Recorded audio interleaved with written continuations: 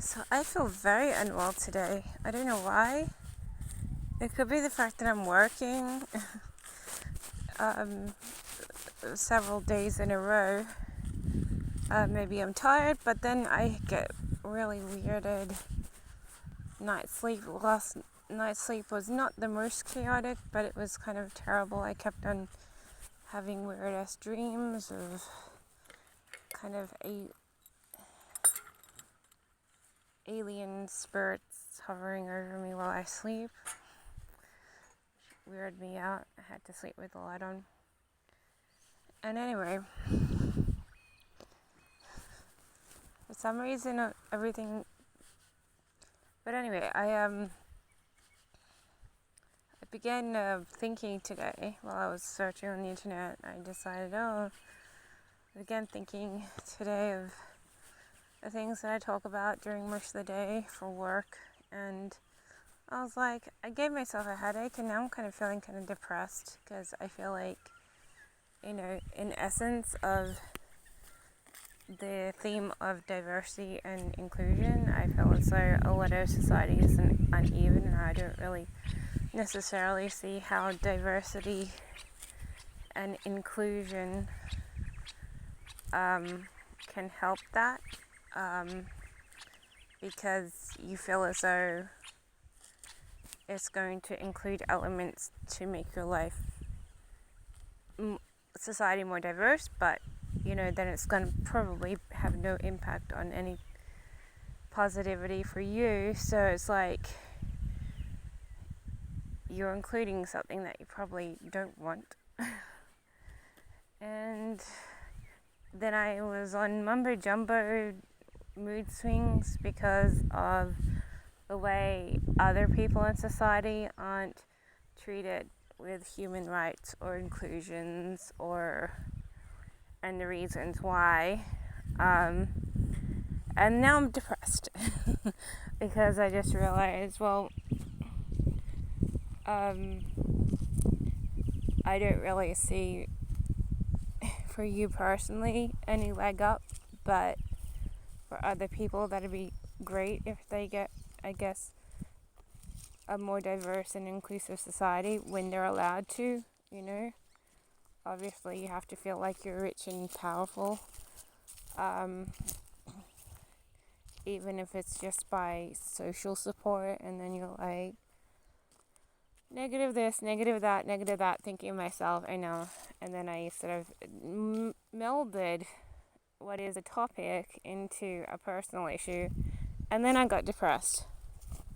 And so now I'm walking around as though I've got a headache, I'm depressed, I'm moody, and I've got a whole day of work ahead of me, and I should have hopped on the computer already to do my morning work, because my afternoon work spans into the evening where it doesn't stop.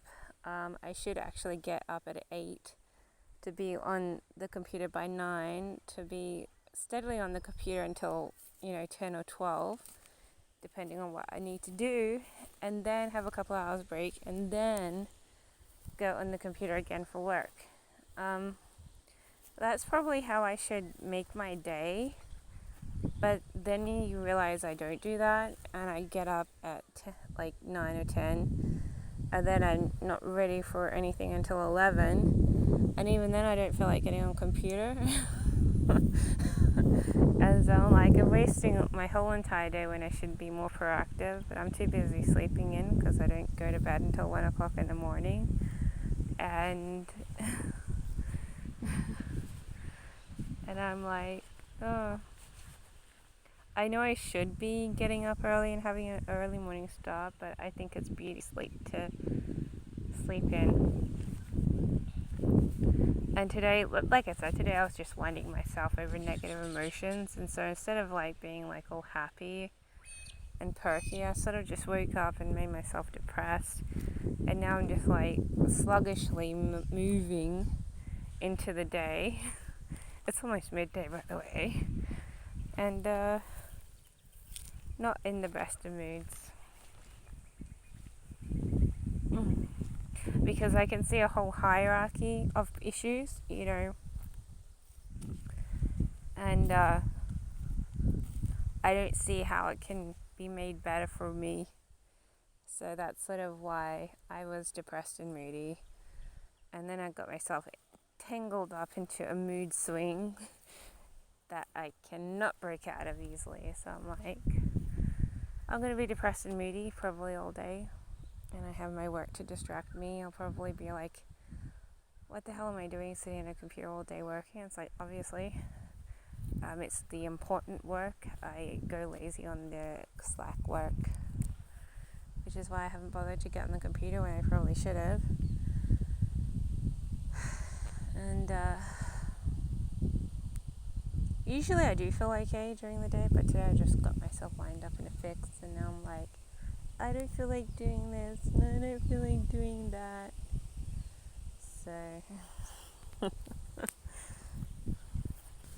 I was looking at the little birds today. They're still confused about where the food is now, because we changed the location of the food. Oh, jeez. Something's really gone into town here. Oh, it's a potato. Something went into town and didn't like the potato.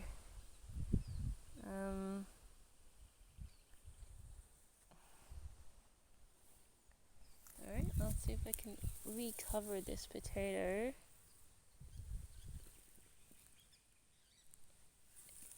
All this soil has dung in it and stuff. No, that's not working.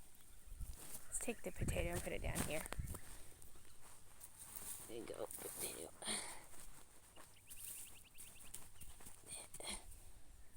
There you go. I just moved the potato.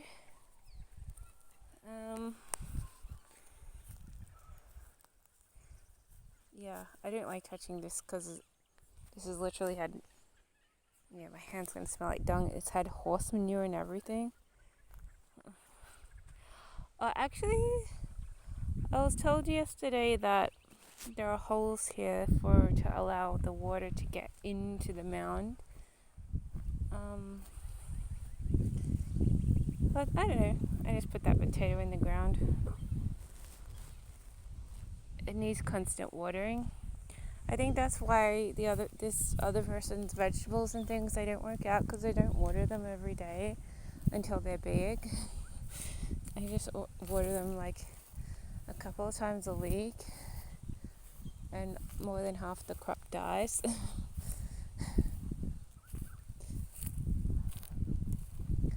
That's alright, we should get some water tomorrow. These birds make me feel sorry for them, because they're there, but they don't realize where the food is. They're like, oh, I want the food in the other place where the food used to be. And we're like, well, if you look a little harder, you'll see that it's just been moved, it's not gone. Yet, saying that the other person's thinking about not feeding the birds anymore because they're a bit of a nuisance.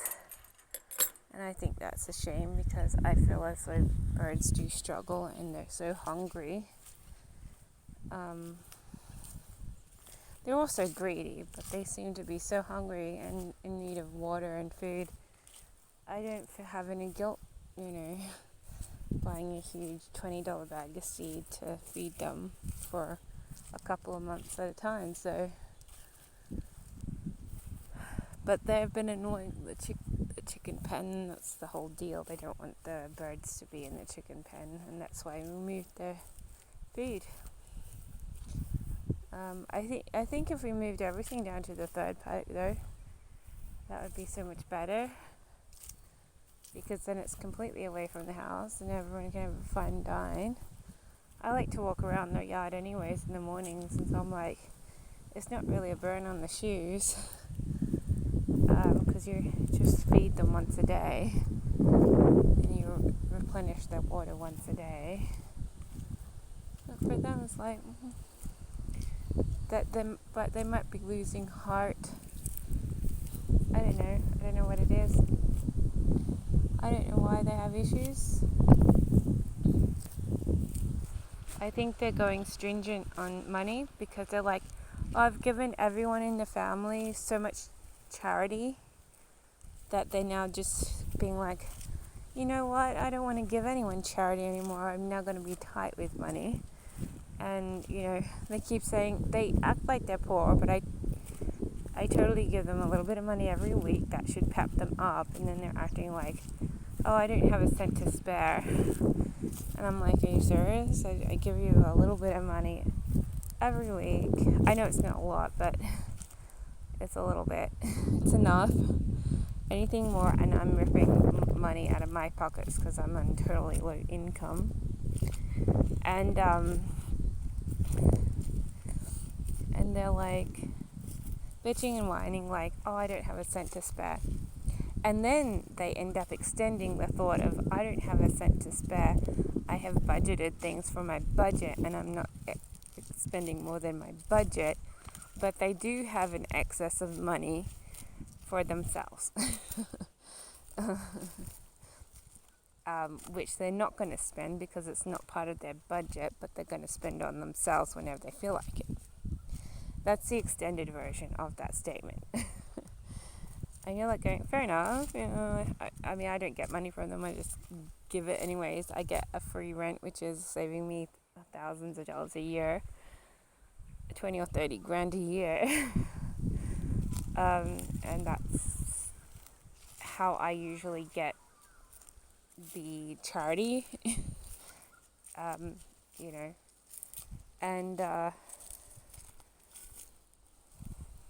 but we just have to have one violent storm where there's a cyclone or a tornado attached, and that house is going to be turned inside out, and then every bit of investment that was spent on it will be like gone because it's not proof, it's not weatherproof. I mean, there's laziness on the windows have holes, like cracks and holes in them. So obviously if you get something like a tornado, windows are gone, the walls are gone, the things inside are gone. And you're like going, oh, that will feel crappy if it happens. But we've had a very lucky year and a half. We have had only storms to worry about with electricity. Other than that, it's perfect weather. And you're like going, except for, too much sun, but that's not really that kind of weather issue that where you have to be concerned about. You just have to be concerned that the things in the garden are dying or drying too much. And obviously, but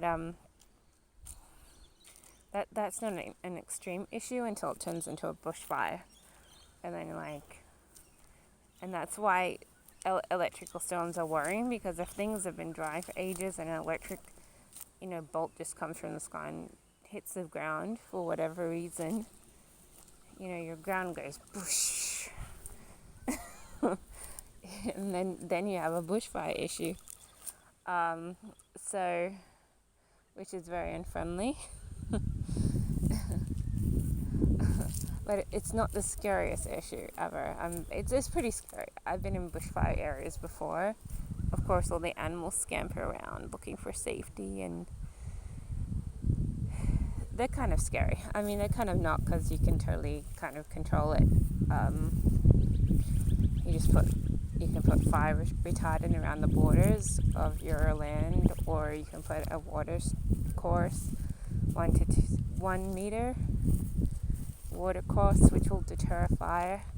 2 meter water course will definitely deter fire, so it can't access your land. And backburning also works. So 3 of the most potent techniques to combat bushfires, all of which annoy other farmers who are incessantly on your back to annoy you.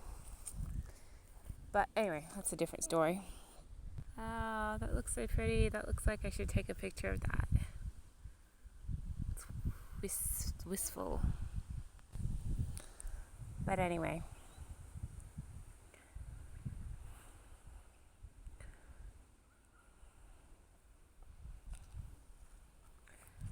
I would love to get a pet of my own, because I feel self-conscious. Like, I don't feel like I can put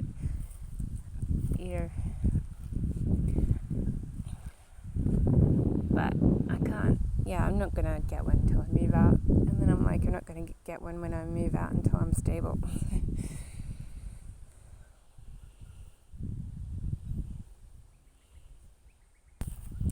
I just realized the budgie has found food.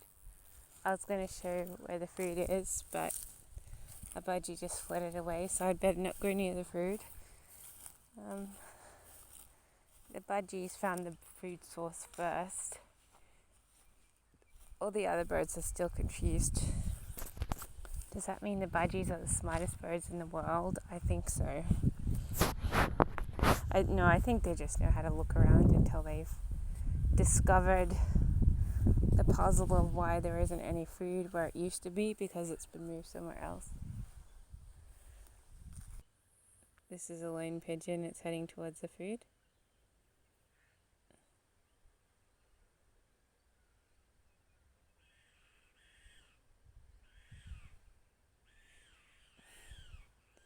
It's very excited. How close is it? Where is the food? The food's down there. Where?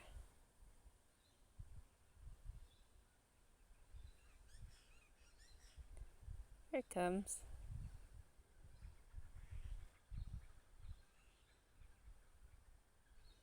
I leave a bit in the dish and a bit on the ground so that the bigger birds can get to it.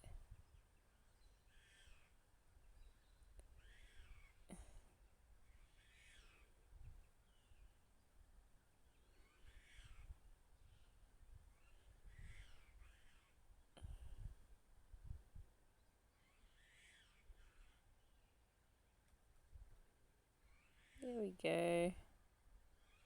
The pigeons discovered the food where the food is. Should be very happy. This is the number 2 pigeon that's heading off down towards where the food is. I think they're funny.